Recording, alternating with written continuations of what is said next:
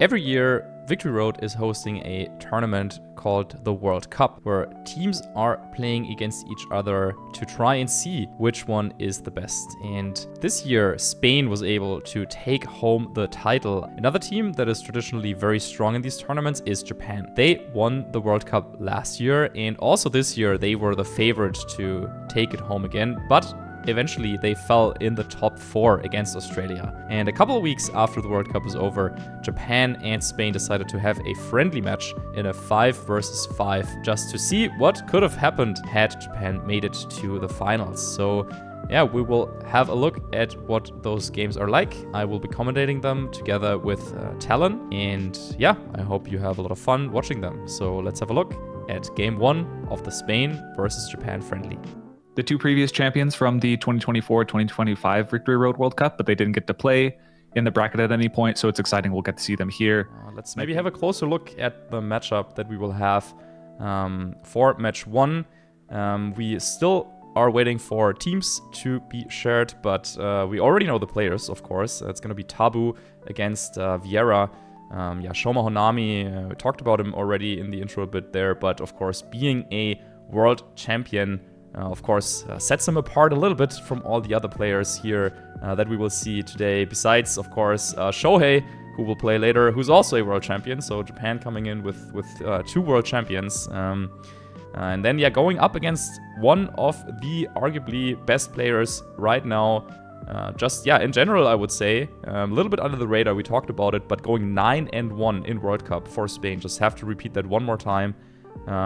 With, I think, shared best record and, 3rd place, the individual bronze medal in the VR World Cup, Tabu. We will watch this match from Shoma's point of view.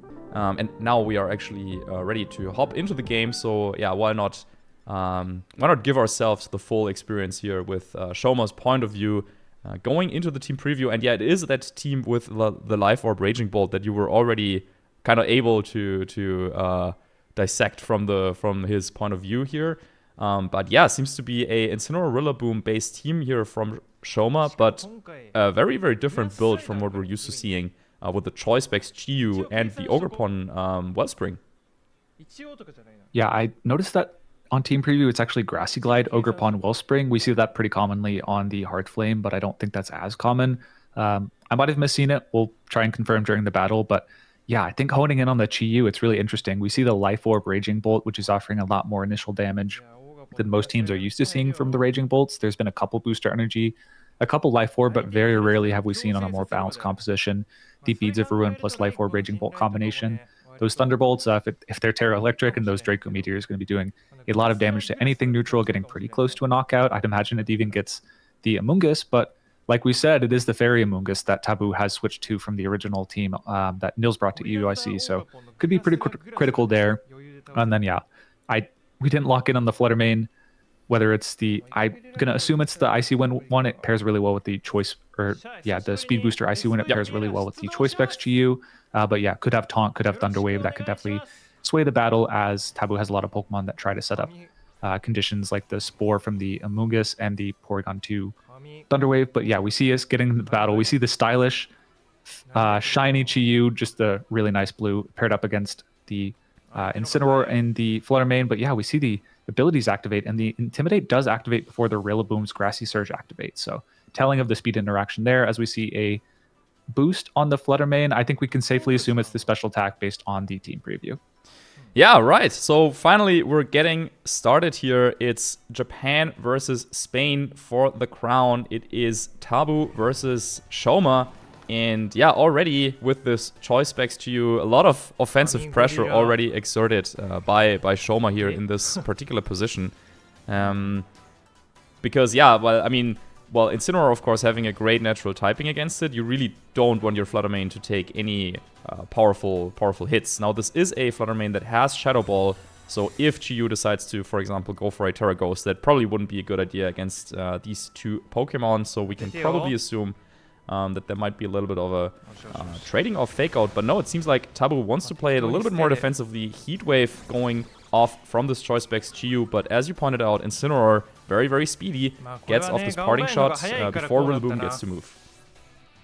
Yeah, we see the parting shot going off into the Chi-Yu, so effectively neutralizing that choice specs. I believe we saw a Woodhammer going into that Fluttermane's protect, so yeah, good call from Tabu there. Basically would have lost the Fluttermane with the combination of Heat Wave and the Woodhammer, but gets the Porygon into very safely.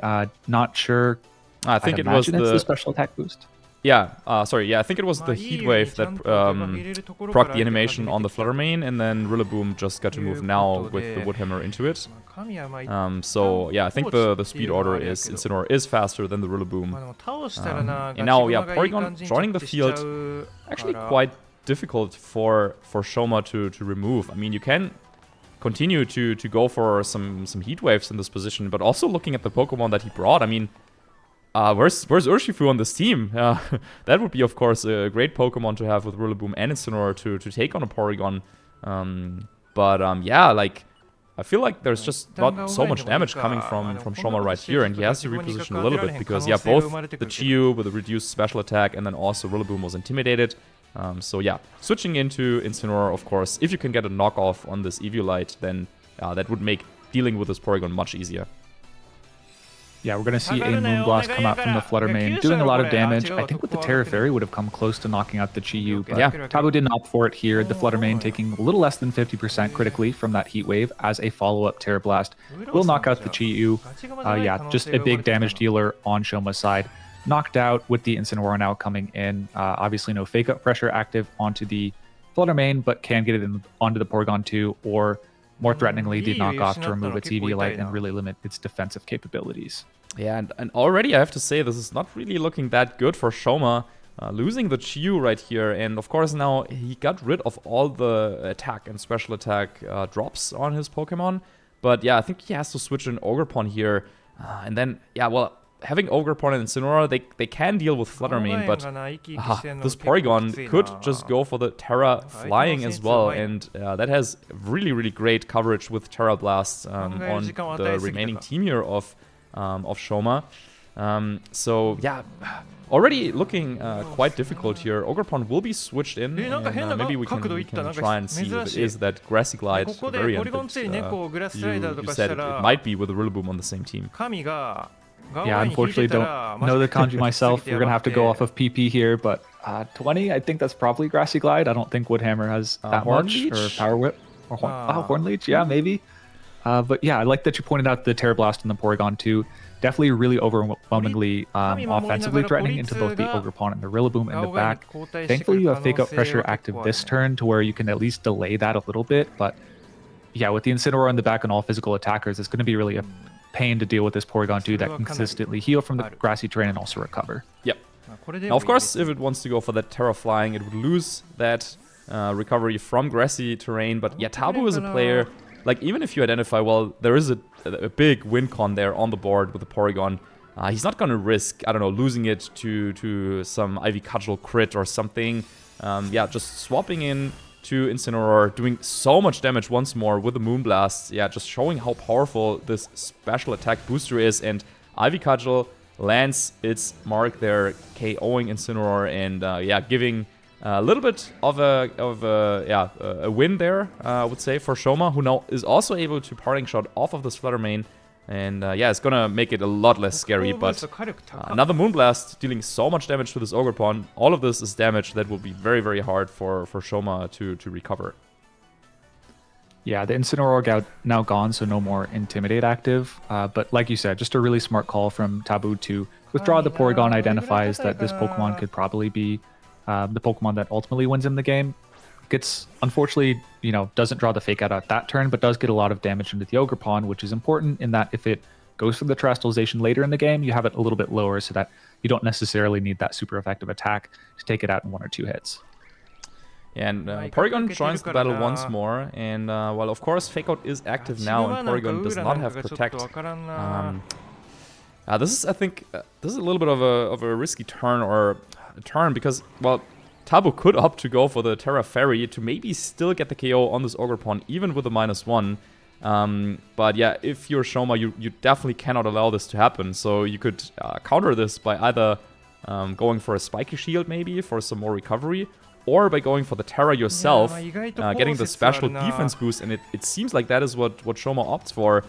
Goes for the Terra Water here. No Terra from this Flutter Mane though. But either way, it's gonna also, mean that this Ogerpon can fend off against this Porygon 2 much better, no matter if it goes for the Terra Flying or not. Yeah, we're going to see the Terrestrialization coming out. Like you said, with the Embody aspect boosting the special defense, and we do see the Terrestrialization coming out from Tabu here. It is going to be that Porygon 2.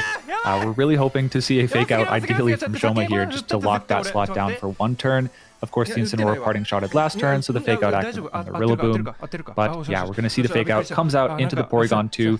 Shoma looks expressive here. He's really hoping to survive this Moonblast. And with the combination of Embody aspect, the parting shot drop on the Flutter Mane, still able to survive this attack. And now the Ivy Cudgel is going to follow up into the Flutter Mane, able to take the knockout with a critical hit. It was an intimidated Ogerpon, could have been close, but leaving no room for no room for uncertainty there, takes the knockout, which I believe brings Tabu down to 2 Pokemon overall.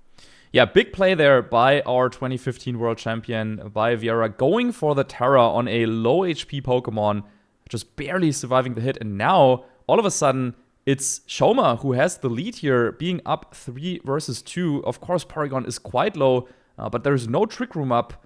This Porygon, Porygon 2 couldn't move the previous turn. Ursaluna does not have the Flame Orb activated, so I think now is a turn where, Shoma can get something going. But even with a double target on this Porygon 2, it might not be enough. Also, Grassy Terrain about to run out, but you could just fish for the critical hit here, I feel like. You could go for the Ivy Cudgel and Woodhammer double up into the Porygon 2, and maybe it's enough for the KO. Ooh. Let's see. Yeah, I think that's what's going to happen. And we critically did not see the Ursaluna protect. We see the Ivy Cudgel come out, does a lot of damage. Is the Woodhammer going to follow up and knock it out? Wow. Oh, it just falls short. Unfortunate. However, we did mark that, this is going to be really interesting. We see it's going to be the Headlong Rush going to the Rillaboom, predicting the Incineroar to come in to apply the Intimidate, but not happening. That's really critical for a couple of reasons. One, the Rillaboom is not knocked out, but 2, Grassy Terrain ends this turn. If the Rillaboom had been knocked out, you would not be able to basically recycle the Grassy Terrain to get a Grassy Glide into the Porygon 2 later. Unfortunately, the Porygon 2 is safe from that this turn, so it can go for Recover to get out of range. But yeah, just a really interesting turn for both players there. Yeah, I think thinking about it more, the Headlong Rush actually is pretty smart, because as you were saying, now this Rillaboom locked on the field without Grassy Terrain, no sort of priority available for Rillaboom right now. So even though the Headlong Rush, didn't do that much damage, now it means that Shoma, Viera is a little bit stuck here in this position. Porygon could go for the recover here, and if you go for, say, a Facade into the Ogerpon, predicting the switch out, then I think, this would be a huge win here for Tabu. So Shoma goes for this obvious switch. Let's see if Tabu called it, though. Yeah, I think it's really interesting. Most likely we could see a recover from the Porygon. We're going to see Ogerpon protecting itself, the Grassy Glide, too important, as well as the strong Ivy Cudgels. We see a Facade coming out into the Ogerpon Spiky Shield, so that chip's going to add up over time. We see the Spiky Shield. It was an Earthquake, of course. Yeah, that definitely makes a lot of sense. Of course, the Porygon 2 made itself immune to that. Also not going to take any recoil, of course, from the Spiky Shield, especially when you had no real reason to go for that. Anyways, we see the Recover come out into the Porygon 2, going to heal it well out of the Grassy Glide range as the Ursaluna takes 1 turn of chip. It is at -1, but with the Ogerpon, I believe, still intimidated, even at the -1 on the Ursaluna, I don't believe a Grassy Glide is going to be nearly in range for a knockout. Yeah, and that was the one turn where Grassy Terrain was not active on the field, so Earthquake, of course, usually would be halved in its power, but because no field effects, full power Earthquake, it is intimidated, so not really full power, but still strong enough to knock out this Ogerpon. And this is where a lot of the intricacies of going for the terrestrialization comes in. If there was still Terra Grass, or if that Ogerpon was not Terra, still had the Grass typing rather, then maybe Earthquake is not enough actually there at -1. But now it feels like, with a double up, going for another attack, or maybe double attack into this Ogerpon, this might be enough for the KO. Let's see if this Porygon 2 can do it.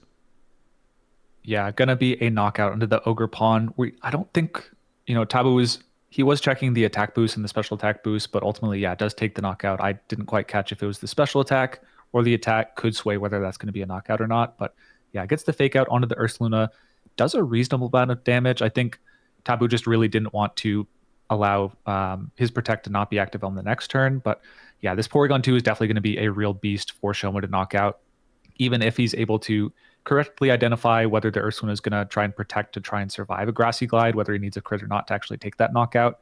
Something probably the players know, but even if he fake outs the Porygon on that turn as it protects, or he gets the knockout that turn, just knocking out the Porygon is going to be such a hard task. Yeah, with the grass type wood hammers from the Rillaboom still doing a lot of damage, but at some point you really need to knock off into this Porygon 2 to make this endgame winnable. Yeah, 2 more turns of Trick Room left here for Tabu. Well, you have 1 fake out this turn, but then, what are you doing the following turn? I wonder if Rillaboom can take a Terra Blast from this range with the Assault Vest. That might be a curious damage calculation.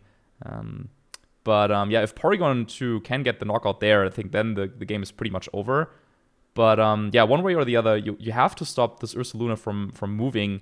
So yeah, maybe going for the Grassy Glide there, and then going for the knockoff into Porygon could be the way. But it is a protect on Ursaluna and no fake out coming out this turn for Viera.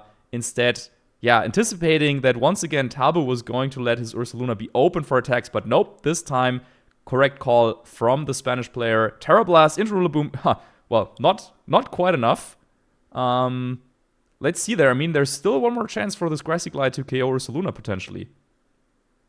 Yeah, I think that's really what it's going to come down to. The Headlong Rush, which really, locked Shade Viera in the position he was in, that really allowed the Trick Room to really just allow for Tabu to take so many knockouts, has now potentially given Shade or Viera an out, where if the Grassy Glide is able to knock out here, even with a crit before, it probably wouldn't, but now you definitely have an option to either get a high roll or a crit to take that knockout, and you've knocked off the Porygon, so a Flare Blitz will probably allow you to win the end game. But going to be really close. I think it's really going to depend on this Grassy Glide. Oh, he double protect. Goes for a protect. Wow, the double protect.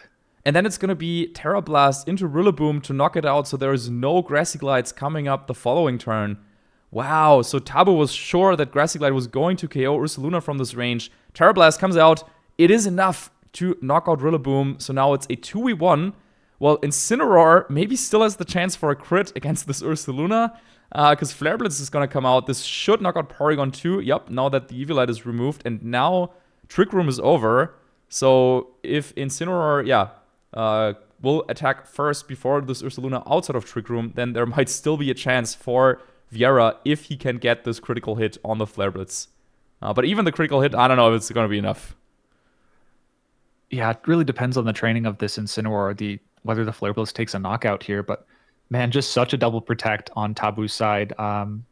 If it can live the Grassy Glide, we're not going to see. But if it misses that double protect, you definitely faint the Flare Blitz after this. So just betting it all on getting that double protect.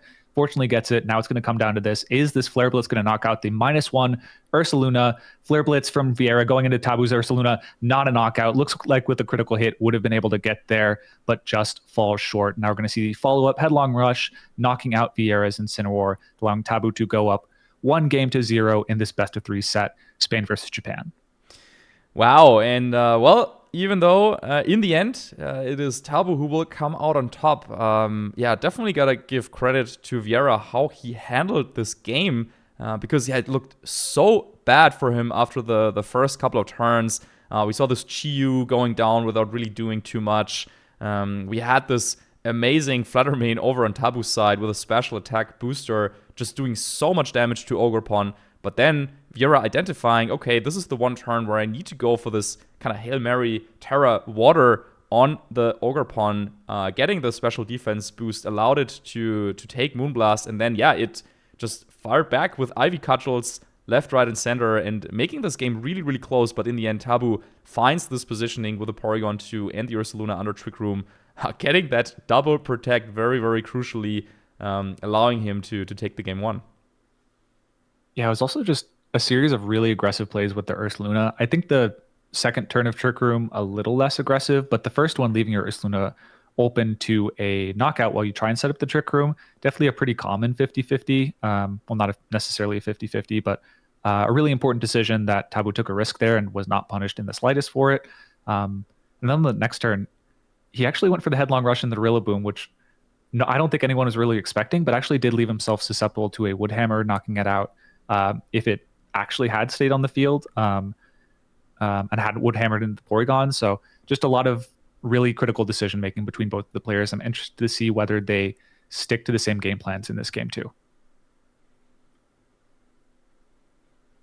Yeah, and well, we are in team preview again. Maybe let's have a little look in the mind of our 2015 world champion Viera, who's really thinking hard about what to do here in the second game. He had locked in Chi-Yu, then now it's back again, and now he's only down to his last 10 seconds to make a decision of what to bring here. You gotta click some buttons fast. 5 seconds. Okay, Chi-Yu, Rillaboom. Okay, just gonna be the same for like in the previous game. Usually I think that's what ends up happening sometimes. You're thinking really hard in team preview, and then you're like, well, you know what? I'll just do the same thing. I don't have enough time to figure something else out. It seems like Tabu, on the other hand, though, was able to figure something else out, is trying to win the second game with an Urshifu and Fluttermane lead.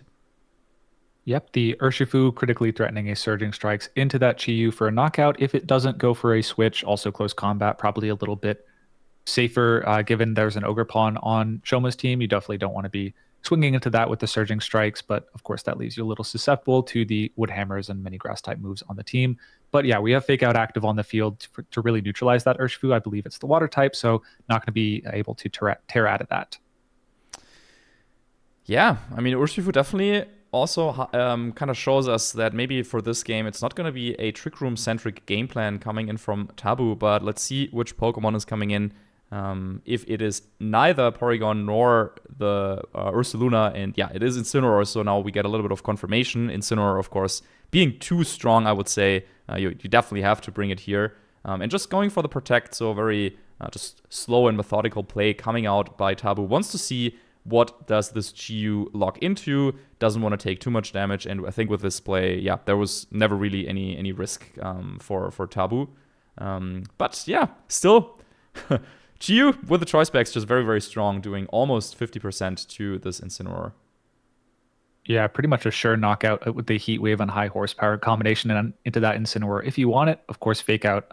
Both the Pokemon in the field susceptible to it, but both having the Terastallization Ghost, interestingly, to be able to avoid it. I think Shoma most likely probably just going to try and opt out of that. The Ghost Terastallization does leave you susceptible to Shadow Balls from the Fluttermane critically. Most of the Fluttermane in the metagame don't carry it, but this more offensive booster energy one does. So yeah, the Fluttermane really critically threatened by a Heat Wave. In the previous game, it wasn't to a KO because of the parting shot. This time will be in range of a Heat Wave plus Grassy Glide, most likely. But actually, we are going to see a pretty offensive turn come out from Shoma here in this game, too. Yeah, this is what we talked about. He's a player that is ready to go on the offense if he thinks it's necessary. And maybe already he feels like, well, after how the first game went, after how this first turn went, he's got to make something happen. And yeah, he's going in there with the Terra Ghost on the Chi-Yu, trying to avoid Fake Out, and is hoping to do a lot of damage here onto this Incineroar and Fluttermane board.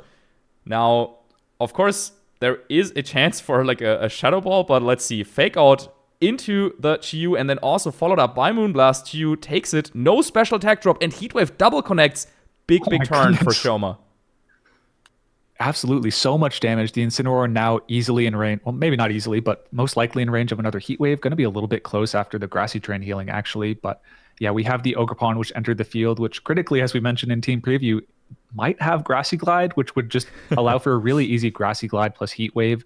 If you knock out the Fluttermane, your Heat Wave becomes a single target attack and would easily knock out the Incineroar. So yeah, just a really high risk play where if a knockoff comes out, you're in a lot of trouble there. I think Fake Out Shadow Ball was pretty unlikely, but yeah, just huge Terastallization from Shoma and a lot of damage put on the board that turn. Yeah, so now I think the kind of the ball is back in Tabu's court a little bit. We had a big turn now for Shoma, so now you gotta make something, gotta get something done here with your Fluttermane. It seems like Tabu is inclined to agree here. Also goes ahead on the offensive with the Terra Fairy on this Fluttermane, and well, we still aren't 100% sure if it is Grassy Glide, but that, of course, would be massive potentially. Oh, and there it is! Wow! Grassy Glide comes out and gets the KO on Fluttermane that just committed the Terra. So this time, Viera is not being fooled by Tabu's, just letting his attackers be susceptible to an attack, and now followed up by the single target Heatwave, gets the KO on Incineroar as well. What a magnificent turn for Shoma. Absolutely. The terrestrialization coming through in such a big way there. If the Heat Waves aren't on the board, the Grassy Glide is just way less of a threat. It's just obviously not a threat, and the Fluttermane to knock it out, but he's gotten so much mileage. As we see the Amoonguss and the Urshifu come in, I believe with Follow Me on Ogerpon, you just have a way to really neutralize this Urshifu. If it locks into close combat, it can't hit your Ghost-type Chi-Yu. So, yeah, really great situation Shoma set up. Yeah, very, very easy endgame here, I think, as well, going for the Follow Me, as you said. Urshifu has to make a choice. Do you want to hit this Ogerpon? Well, then you cannot hit the Chi-Yu anymore. Or if you want to hit the Chi-Yu, then you can't hit the Ogerpon. So one way or the other, I think this is going to end in a very, very quick win for Shoma, tying up the series 1-1. Yeah, most likely going to be a pretty decisive Game 2 ending here. Do need to hit some Heat Waves, or we just see a forfeit as Tabu knows that with the Follow Me lock on the board, really has no way of beating this Chi-Yu quickly. Could have played for maybe a close combat crit and then a Spore, and then maybe you can sweep the rest of the team. But I think with the Rillaboom in the back offering the Grassy Glide pressure into the -1 Urshifu at that point should be a pretty safe lock. So Tabu projects a couple turns in the future, saves himself and Shoma a little bit of time, or maybe also just denies Shoma the time to think on an additional Game 2. It looked like things were getting a little dicey, but was able to get out of it with a really aggressive read. Maybe trust his game plan a little bit more, and maybe doesn't want to give Shoma time to develop a little bit less risky game plan for this Game 3.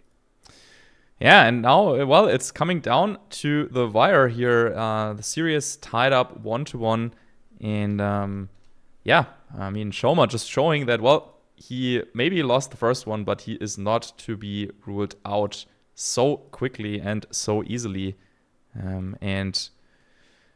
Just like that, even already in our first set, we will have a Game 3 coming up between Viera and Tabu. And based on what we saw now in the previous two games, what are you expecting in this third game? I think it's really interesting, right? Where the Chi-Yu was so ineffective due to the Incineroar lead in the first game, where it's able to parting shot and just chip it down really early in that battle to where it's kind of a non-factor. But in that Game 2 with the Urshifu led into the fake out pressure, it was just way less effective. I think we could see Viera continue with that Chi-Yu lead. I think, as we mentioned, it's a little bit susceptible to Incineroar slowing it down, but Shoma also was really a hair away from winning that game anyway, so I think he's probably most inclined to stick to his game plan, whereas Tabu probably doesn't want to lead that Urshifu again. I don't know if he leaves it on the bench, but the Porygon 2 Ursaluna mode, which he switched off of in that Game 2, might be something we see him go back to here. Yeah, I totally agree. I think especially that Porygon 2 with the Terra Flying just does so much work against Viera's team, and maybe Tabu was afraid of Raging Bolt making an appearance, but then, well, you brought Urshifu and not the Ursaluna, so then, Raging Bolt actually would have been pretty effective potentially for Viera in that previous game. So I feel like, Ursaluna, Porygon 2, just a very, very strong combination against everything that Viera can bring. If Tabu can just set up that Trick Room, it's just be very, very difficult for Viera to react to it. So I wouldn't be surprised if Tabu went back to the Game 1 plan. It worked really well there. Had to get a couple of calls right in that endgame, but let's see what we have in this third and final game between Tabu and Viera.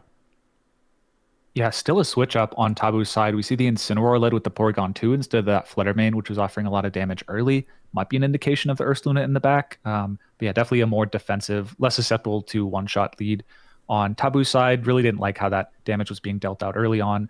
We see the Porygon 2 immediately going for that Terra Flying for the offensive coverage as well as the defensive resistance against the Rillaboom's Woodhammer. Probably doesn't want to be doubled up by a Woodhammer Overheat combination for knockout, but it is just going to be the fake out into the Porygon 2, neutralizing it for one turn. Critically, once again, the faster Incineroar does not go for fake out in this game once again. We're going to see the parting shot go into the Chi-Yu, lowering its special attack, which definitely critical given how much Heat Wave did to that Porygon 2, even with the no grassy terrain healing actually due to the Terra flying, but the Heat Wave probably would have knocked out in succession regardless.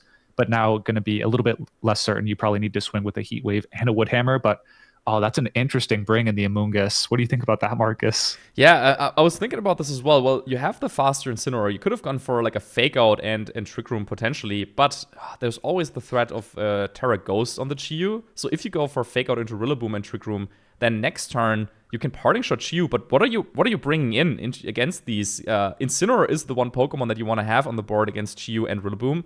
And I think that's also what we will see this turn. Tabu has to bring in Incineroar once again. Maybe just protect the Amoonguss as well. But yeah, I think Shoma has found like a little bit of a, I guess, offensive kind of pin here on this team, as Heatwave will just go off on the Amoonguss, and despite the -1 special attack, is getting the one-hit KO on the little mushroom. What a big pickup here for Shoma. Let's not forget that, yeah, like Amoonguss, one of the more bulky Pokemon in the game, just going down like that with one hit. And yeah, that is a big win for Shoma. And once again, showing the offensive pressure from Chi-Yu that it is exerting against the team of Tabu. Such a devastating loss on the Amoonguss in Trick Room. That's such a strong Pokemon to be able to spore the Chi-Yu and just neutralize its offensive pressure for a turn. But now we're just kind of back to turn 1, I guess, but without the Rillaboom having Fake Out pressure active, with a lot less HP on Tabu's side. So, but yeah, now you're a lot of losses. Yeah, oh my goodness. I think you're going for the Terra Ghost now, because now you can, yeah, I mean, Fake Out is active for Incineroar. So if you go for the Terra Ghost on the Chi-Yu, Terra Ghost Heat Wave might be enough to knock out Porygon 2 right away. And if you double it up with a Woodhammer follow-up, for example, then that's definitely enough for the KO. So Incineroar over on Tabu's side is probably forced to go for the Fake Out on the Rillaboom, and you just have to hope that Porygon can take this Heat Wave. Yeah, even then, there's going to be Grassy Glide active. Like, yeah, I think this is a big lead for Viera in this third and final game. But let's see how this turn plays out. Absolutely huge lead from Viera. We see the Fake Out go into the Rillaboom, but tries to further that lead further with the Terra Ghost on the Chi-Yu. But the Porygon 2 is able to survive the attack critically. We're going to see the Porygon use that opportunity to set up the Trick Room. But as you mentioned, Marcus, the Grassy Glide is still active from this Rillaboom to easily clean up that Porygon 2 in the following turn. However, Viera's made its Chi-Yu a lot more defensively susceptible here to dodge the Fake Out. It's now in range of a knockoff, most likely from this Incineroar, unless Shoma switches in his own Incineroar to lower the attack stat with the Intimidate, which in turn would actually be leaving you susceptible to not knocking out the Porygon. So might just see a switch out from this Chi-Yu, although it was able to take a lot of damage this turn. Might be time to put it on the bench and allow the Rillaboom to start taking over. Yeah, I think switching in Incineroar could serve two purposes here. If Porygon 2 is switching out into Ursaluna, then you would also get Intimidate off on Ursaluna right away on that very turn, which could be very helpful. But this comes down to, do you expect Grassy Glide to get the knockout onto this Porygon 2? I think it's pretty obvious that there is a switch coming up, but with -2 attack, maybe Viera is actually thinking, well, this might not be enough for the knockout, so I'd rather target down this Incineroar with high horsepower. But if Tabu uses this opportunity to go for Recover, yeah, this Porygon 2, wow, and there it is. Oh, wow. Amazing play there. Right. We see him take the call, thinks he's either going to survive or, yeah, just wants to get the Recover off. But Shoma, like you said, maybe wasn't confident that the Grassy Glide would knock out, but having this lower Rillaboom has a guaranteed high horsepower into the Incineroar, given it doesn't take the risky switch out into the Ursaluna. Yeah, that would have been relatively easy to go for the Woodhammer as well. But yeah, just a really big call from Tabu. Does lose the Incineroar, so again, down to his last two Pokemon. With Fake Out on the field on the Incineroar to slowly stall out the turns of Trick Room, but critically doesn't lose the Porygon 2, which probably would have been game ending. Yeah, but now already, I mean, you can see it. Look at this. All of Viera's Pokemon are still at full HP. Not a single bit of damage done by Tabu in this battle so far. Just because, yeah, like, you had to invest so much to get this Trick Room going, and this Choice Specs Chi-Yu just doing so much damage. And, well, you still have the double Fake Out Bros ready. Terra is already committed over on Tabu's side. Didn't save it for the Terra Ghost on Ursaluna, that sometimes these teams like to do to get out of this Fake Out cycling. But yeah, you can go for the Fake Out on Ursaluna, swap out Rillaboom into either the Chi-Yu or the Ogre Pawn, and then go for like a defensive play next turn, bring in Fake Out again, and then you already have stalled out Trick Room. So I think what Tabu needs to do here is go for another Recover, get that Porygon to full HP again, make sure that Ursaluna will get the Flame Orb activated, and then you only have like a very, very narrow window where you can actually utilize your turns under Trick Room to do any damage. Yeah, just the fake out, eloquently put, Marcus. Just the fake out's going to make it so difficult for this Ursaluna to actually apply pressure. The Porygon 2 getting back up to max HP, which is annoying for Shoma, but I think with the Chi-Yu in the back, he's not hurting for damage into that Porygon 2 necessarily in the endgame, as long as he can eliminate this Ursaluna. So I believe it's now 2 more turns of Trick Room. Yep, Shoma confirming that on the screen. Unfortunately, doesn't have Fake Out active this turn, but of course can fairly safely, if he wants to, sacrifice either the Rillaboom on switch into an attack to get Fake Out active, or Parting Shot to safely get out into the Rillaboom, depending on who he prioritizes a little bit more in this battle. But yeah, the Ogerpon should be relatively safe to Spiky Shield, install an additional turn, and get Fake Out active on the next turn regardless. Yeah, very, very dominant position by the 2015 World Champion. 4 against 2, and you still have 2 Fake Out Pokemon around, and anyone who has played Balance before knows that is the sweet spot you want to be in. And even getting a little bit fancy here with the Follow Me, saying that, well, I have so many Pokemon, I can also just throw one of them away just for a Parting Shot. Facade will come out, gets the clean knockout onto Ogerpon, but Viera ensures that Incineroar will get to move this turn, as this Porygon 2 with the Terra Blast, is not going to get the knockout on Incineroar, still doing a respectable amount of damage.